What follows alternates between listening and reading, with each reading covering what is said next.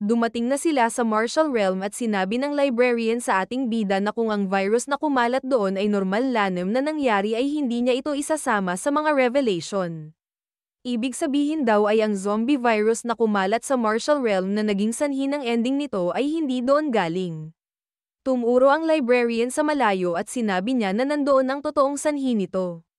Pagkalapit nila doon ay sinabi ni Shiny sa ating bida na nakakaramdam daw siya ng masamang enerhiya. Nagsalita bigla ang librarian at alam daw niya na napansin ng espada ni Kim iyon at sinabing ito ay dahil constellation dati si Shiny. Ang nasa harapan daw nila ngayon ay ang bangkay ng isang constellation na namatay ng hindi maganda. Pagkakita dito ay sinabi ni Shiny sa ating bida na nararamdaman niya doon ang isa sa kanyang mga kapatid na espada. Ang nasa gitna daw ng bangkay na iyon ay ang kanyang second sword na may pangalang PT. Pagkasilip ni Kim doon ng maayos ay narinig nito na nagsalita ang constellation at sinabi na nasasaktan ito. Akala daw ba niya ay patay na ito at sinabi sa kanya ng bata na ang naririnig lang nila ngayon ay ang huling naramdaman ng constellation. Napayuko ito at sinabi na hindi ka nalang mamamatay ng basta-basta pag naabot mo na ang level ng constellation. Matapos noon ay pinaliwanan na nito sa ating bida na ang pandemic na pinagaling nila ay isang curse na iniwan ng constellation ng Martial Realm na si Golden Dragon of the Great River. Inisip naman ng King of Death na hindi naman daw siguro nagpakamatay ang dragon na iyon kaya malamang ay merong pumatay sa kanya. Tinanong nito ang bata kung kilala ba niya kung sino ang may gawa noon at sinabi lang niya na kilala ito ng ating bida. Inisip itong mabuti ni Kim at bigla niyang naalala ang Constellation Killer na si Leia Fanta Agem. Sinabi ng librarian na tama ang ating bida at pumupunta daw talaga siya sa iba't ibang part ng mundo para lang gawin iyon. Sinabi pa nito na ang constellation ang kumakatawan sa isang mundo at pag nawala daw ito ay parang nawalan din ng pader ang isang palasyo.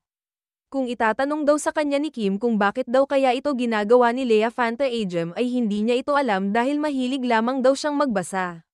Sinabi daw ng ating bida kanina sa kanya na sobrang lakas niya pero napakalayo daw noon sa katotohanan dahil kahit alam niya ang lahat ng mga nangyayari ay wala naman siyang magagawa. Kung meron daw mas malakas doon ay ito ang King of Death dahil ilang beses na daw siyang pumapasok sa isang storya at binigay sa mga ito ang magagandang ending. Pagkatapos noon ay lumapit na si Kim sa harap ng dragon at naghanda na para kuhain ang espada. Tinanong nito si Shiny kung ano ang kailangan nilang gawin at sinabi lang nito na kailangan siyang ailapit ni Kim kay PT. Humanga ito ng malalim sabay binunot ang kanyang espada at tinutok ito sa harap ng dragon. Sinusubukan ni Shiny na kuhain ito pero makikita natin na hindi ito tumalab. Bigla na lang nagsalita si PT at sinabi na bakit siya nito kinukuha. Habang nahihirapan ng ating bida ay biglang tinanong sa kanya ng espada kung sa tingin ba niya ay karapat-dapat siya para maging bagong master nito. Ang kapangyarihan daw ng constellation ay sobrang lakas kaya hindi dapat ito binibigay kung kani-kanino lang. Sumang-ayon naman sa kanya si Kim at tinanong nito sa espada kung ano ang kailangan niyang gawin para mapatunayan niya ang kanyang sarili. Sinabi ng espada na part siya ng goddess at nanggaling siya sa pakiramdam nito na awa. Nag-ibang anyo ito at naging isang magandang babae at sinabi nito sa ating bida na kailangan niyang patunayan kay PT na kaya niyang maawa ng totoo sa ibang tao. Hinawakan nito si Kim at tinanong nito kung pwede ba niyang kontrolin saglit ang katawan at isip ng King of Death. Tinanong naman ng ating bida kung ano ang gagawin nito at sinabi lang sa kanya ni PT na kailangan niya makita mismo kung kaya ba talagang maawa ni Kim sa kanyang kapwa. Bigla namang nagsalita si Shiny at sinabi sa kanyang master na wag itong pumayag dahil hindi daw nila alam kung ano ang pwede nitong gawin habang nasa katawan ng bida. Hindi nito pinansin ang sinabi ng espada at nilagay na lang ito sa kanyang lalagyanan at sinabi kay PT na handa na siyang gawin iyon. Hindi naman din kasi uubra kung magkakaroon daw siya ng espada na hindi siya pinagkakatiwalaan. Sinabi ng ating bida kay PT na pwede na siyang mag-umpisa at pwede daw niyang tignan ang lahat ng gusto niya hanggang sa makontento ito. Pagkapasok ay nakita agad ng espada ang lahat ng pinagdaanan ng ating bida sa ibang mga floor at kung paano siya naawa sa mga karakter at kung paano niya niligtas ang mga ito. Makalipas ang ilan pang sandali ay binalik na nito kay Kim ang kanyang katawan at nakatingin lang ito sa kanya. Biglang nagsalita ang ating bida at sinabi kay PT na alam niya na hindi siya perpekto dahil masyado daw siyang mahina pag pinapakitaan siya ng kabutihan ng iba. Dahil alam ni Kim na pabor pa rin si Petey kay Lea Fanta Agem ay sinabi nito na hindi din naman daw perpekto ang huli niyang master. Hindi daw niya alam kung bakit ito pumapatay ng mga constellation at hindi din niya alam kung party ba ito ng magandang rason pero ipapakita daw ng ating bida sa kanya na mali pa rin ito. Sinigaw niya kay Petey na kung sa tingin niya ay perpekto ang huli niyang master ay wag na siyang sumunod kay Kim dahil siya naman daw ang hindi niya tatanggapin. Tinanong lang nito sa ating bida kung papatayin ba niya si Lea Fanta Agem at sumagot ito na gagawin niya iyon kung nakita niya na ito ay nararapat.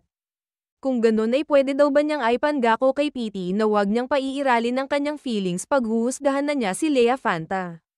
Napalingon naman sa gilid ang ating bida dahil hindi daw siya sigurado kung magagawa niya iyon dahil si Lea Fanta daw ang rason kung bakit nagkaroon ng virus sa Martial Realm at kaya namatay ang kanyang master.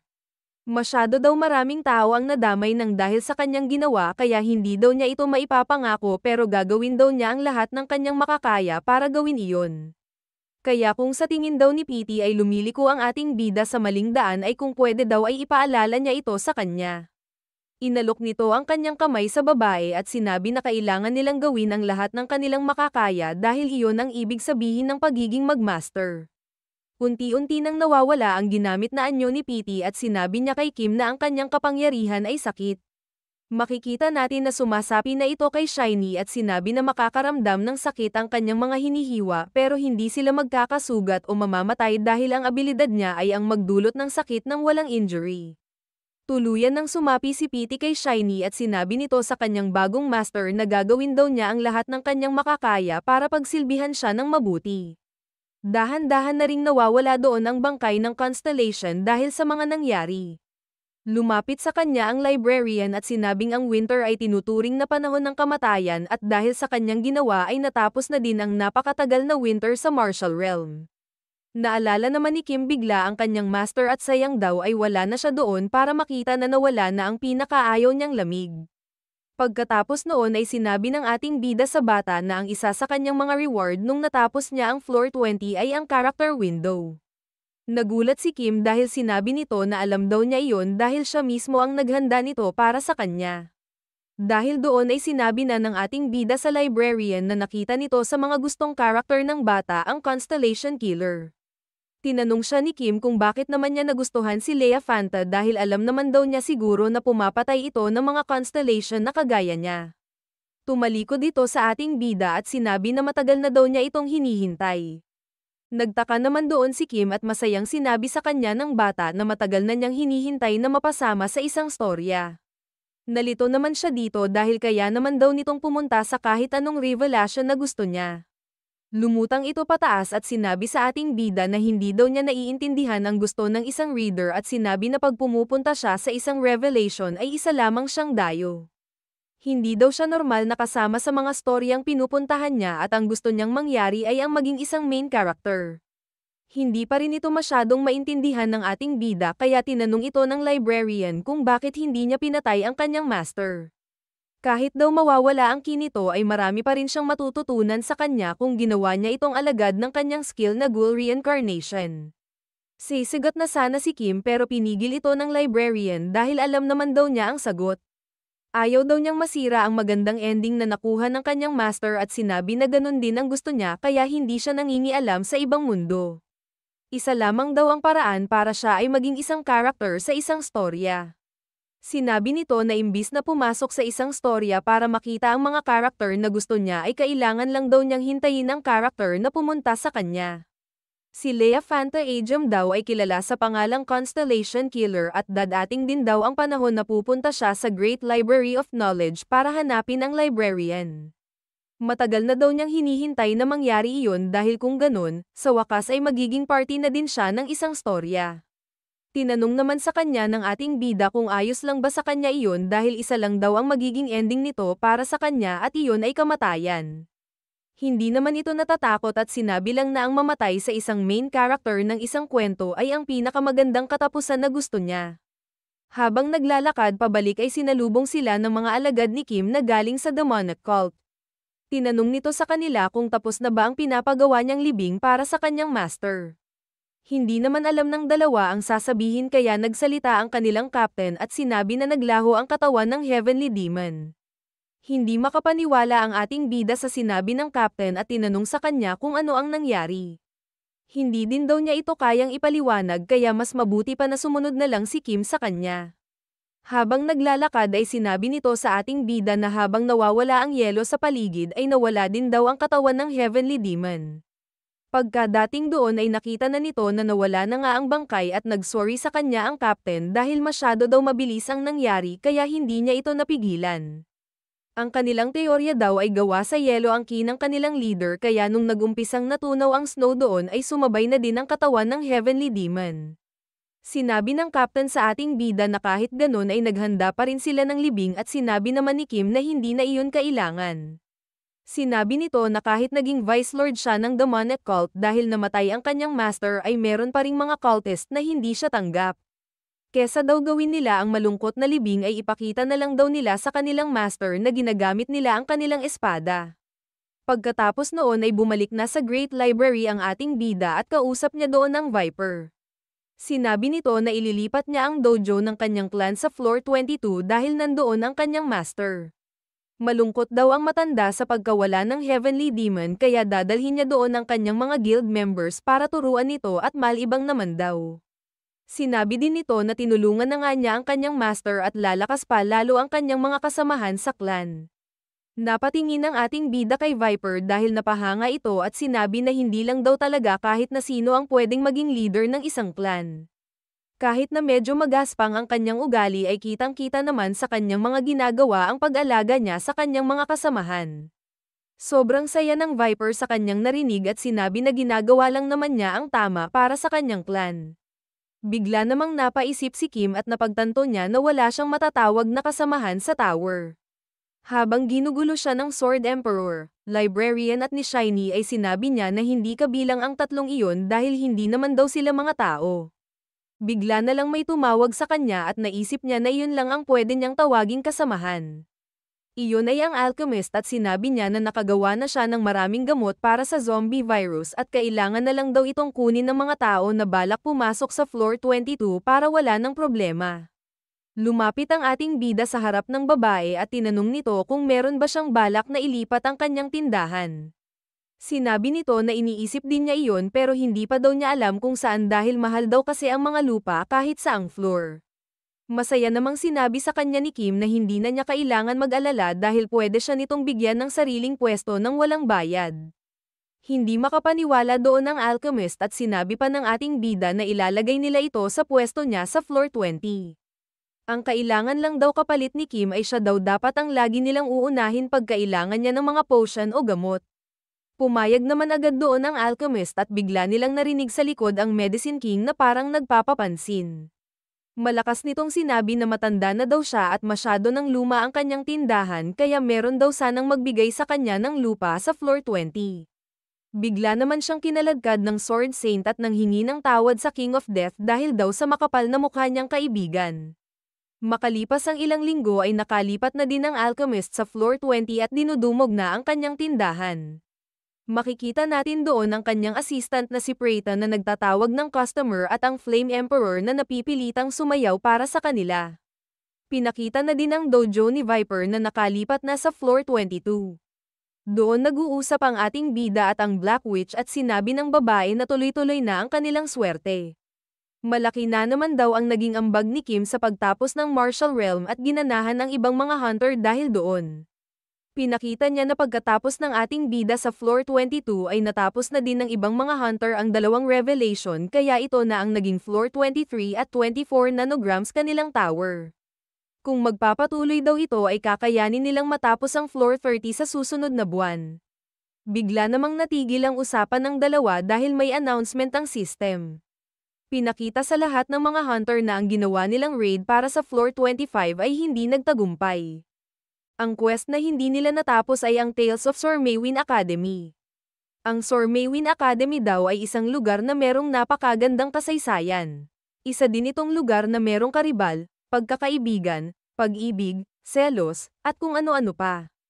Pwede daw sana itong maging isang normal na storya lamang pero merong isang artifact na nakaselyo sa ilalim ng academy na pwedeng sum-iron ng mundong iyon. Ang rason kung bakit natapos ang mundong iyon at ang dapat nilang pigilan ay napunta sa isang estudyante ang dapat mapapangasawa ng isang babae kaya kinuha nito ang artifact at pinakawalan ang mga demon na tumapos sa kanilang mundo. Bumalik na ang lahat ng hunter sa Great Library at makikita natin na hindi pa rin makapaniwala ang Black Witch na hindi nagtagumpay ang Paladin at ang Countess. Sinabi sa kanila ng librarian na hindi natapos ng mga pumasok ang revelation kaya sinara na niya ito. Bago ito gawin ng bata ay napansin ng ating bida na merong naramdaman si Shiny sa loob ng libro. Dahil doon ay pumasok ang ating bida sa banyo at sinabi na kahit hindi pa siya nakakabasa ng romance novel ay kailangan niyang pumunta doon para hindi matuloy ang pagkamatay ng Countess at Paladin. Tinutok na niya ang espada sa kanyang leeg at sinabi na kailangan talaga niyang pumunta doon kahit ayaw niya dahil naramdaman ni Shiny na nandoon ang pangatlong espada. Sinabi naman sa kanya ng Sword Emperor na wala din siyang nabasang martial arts book bago pumasok ng martial realm at natapos niya ito kaya magiging ayos lang naman daw siguro ito. Dahil doon ay buo na ang loob ng ating bida at tuluyan ng tinapos ang kanyang sarili para bumalik sa nakaraan. Habang nagtatanong ang librarian kung sino ang gustong pumasok sa Tales of Sir Maywin Academy ay nagtaas agad ng kamay ang ating bida at sinabi na gusto niyang pamunuan ang raid na iyon. Bigla namang nagbulungan ang Paladin at Countess dahil hindi daw nila inaasahan na eksperto pala si Kim sa romance. Napakamot lang ang ating bida at sinabi na hindi naman talaga at gusto lang talaga niyang pasukin ito. Bigla naman lumapit sa mukha nito ang Paladin at tinanong kung bakit gusto niyang pamunuan ang raid kung ganun. Sinabi lang ni Kim na natapos niya ang martial realm kahit wala siyang alam tungkol doon at kaya daw gusto talaga niyang pumasok ay may masama siyang nararamdaman sa revelation na iyon. Ang alam ng Black Witch at Sword Saint ay isang prophet ang King of Death kaya nung narinig nila ang sinabi nito ay kinampihan agad nila si Kim. Sinabi ng Black Witch na pumapayag siya sa gusto ng ating bida dahil ilang beses naman na daw niyang napatunayan ang kanyang sarili. Nagsalita din ang Sword Saint at sinabi na sa tingin niya ay kailangan nilang makinig sa King of Death dahil meron itong nalalaman. Dahil doon ay pumayag na din ang lahat at sinabi ng ating bida na isa lang ang kanyang pipiliin kaya wag daw sanang magalit ang iba. Inisip ng Black Witch na siya ang pipiliin ni Kim dahil sa tingin daw niya ay siya ang pinaka-close dito. Inisip naman ng Paladin na siya ang pipiliin nito dahil alam ng lahat nang nandoon na siya ang pinakamaraming alam pagdating sa romance. Ang inisip naman ng Countess ay kapantay ng pag-ibig ang pera kaya sinabi niya na kakailanganin siya doon. Habang seryosong nagtitinginan ang mga babae ay meron nang napili ang King of Death. Nagulat ang lahat dahil ang pinili nito ay ang Heretic Inquisitor. Tinanong naman ng Black Witch kung seryoso ba siya sa kanyang pinili dahil hindi daw ba nito alam na hindi nakakaramdam ng kahit anong emosyon ng Inquisitor kaya bakit siya ang sinama niya sa isang romance story. Sinabi lang nito sa Witch na hindi niya kailangan mag-alala dahil kahit wala daw masyadong alam ang ating bida sa romance ay alam niya kung ano ang importante doon. Sinabi niya na ito ay ang hitsura at sumang-ayon naman sa kanya agad ang Witch nung nakita niya ang Inquisitor. Sinabi din niya na nakikinig sa kanya ng mabuti ang Inquisitor, may holy magic ito na pwedeng magpagaling, at ang pinaka-importante daw ay sinasabi niya ng totoo ang kanyang nasa isip at puso. Ginamit na ng librarian ang kanyang magic at sinabi na malapit na silang mag-umpisa. Dahil daw natapos ng ating bida ang martial realm ay ibibigay niya dito ang kanyang mga reward. Sinabi ng bata na magagamit daw niya ang mga iyon sa revelation na pupuntahan nila at inumpisahan ng ilipat ang dalawa. Sinabi nito na pagkadilat nila ng kanilang mga mata ay meron na lang silang 7 days bago matapos ang revelation na Tales of Sir Maywin Academy. Pagkadating doon ay makikita natin na may sumampal agad sa Inquisitor at sinabihan ito na bastos na babae. Nagulat sila dahil ang Inquisitor daw ang naging bida sa storya at ang King of Death naman ang kanyang naging butler.